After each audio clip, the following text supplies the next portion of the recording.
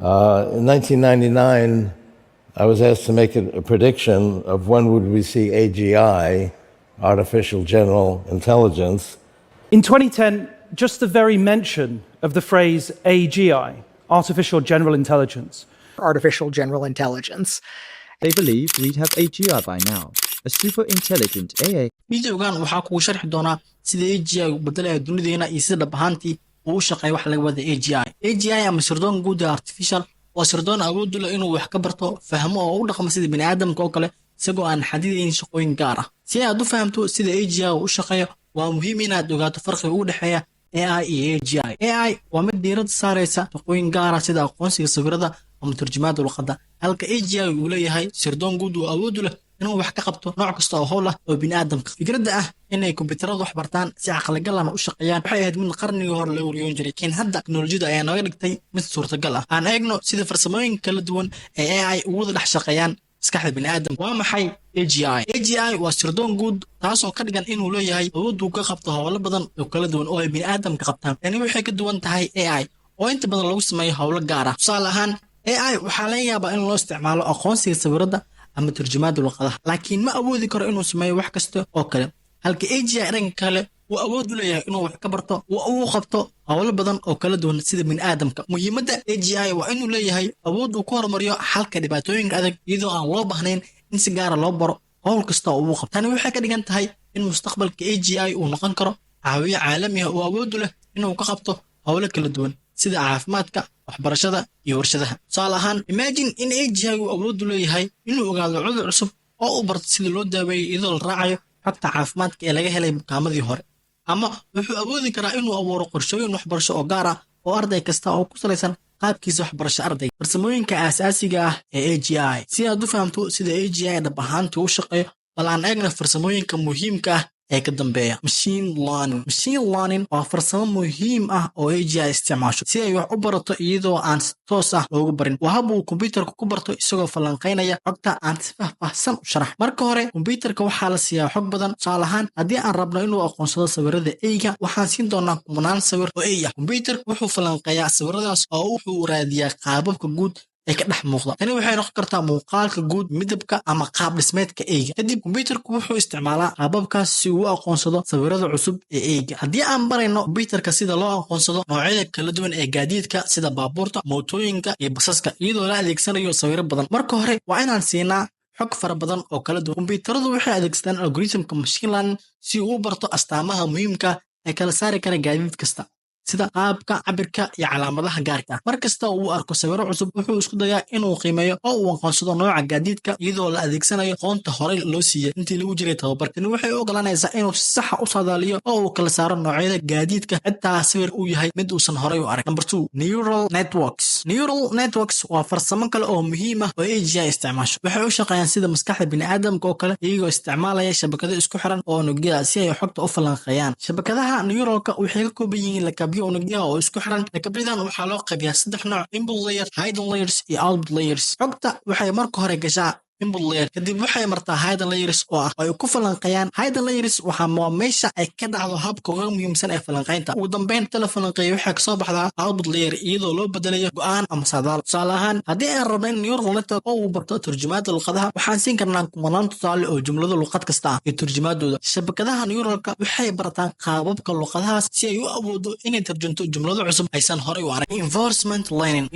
learning farsamo kale oo muhiim ah waxay diiradda saaraysaa sida kombiyuutarka u baran lahaayeen iyagoo ka jawaabaya deegaanka oo ay ku xoojinayaan waxqabadkooda. Kombiyuutarada waxaa lagu tababaraa iyagoo isku dayaya inay ku guulaystaan howlo gaar ah. Markasta oo ay sameeyaan wax sax ah, waxaa la siiyaa abaalmarin. Haddii ay sameeyaan wax qalad ah, waxaa laga jaraa dhibco. Qaabkan ayaa loo tababaraa oo loo yaqaan reinforcement learning. Habkan wuxuu ka caawinayaa in kombiyuutaradu ay bartaan xeelado cusub oo ay ku horumariyaan waxqabadkooda. Tusaale, haddii aan rabno in kombiyuutarka uu barto sida loo ciyaaro ciyaarta chess-ka, waxaan siin karnaa abaalmarin markasta uu sameeyo laabo wanaagsan iyo ganaax markasta uu sameeyo laabo qaldan.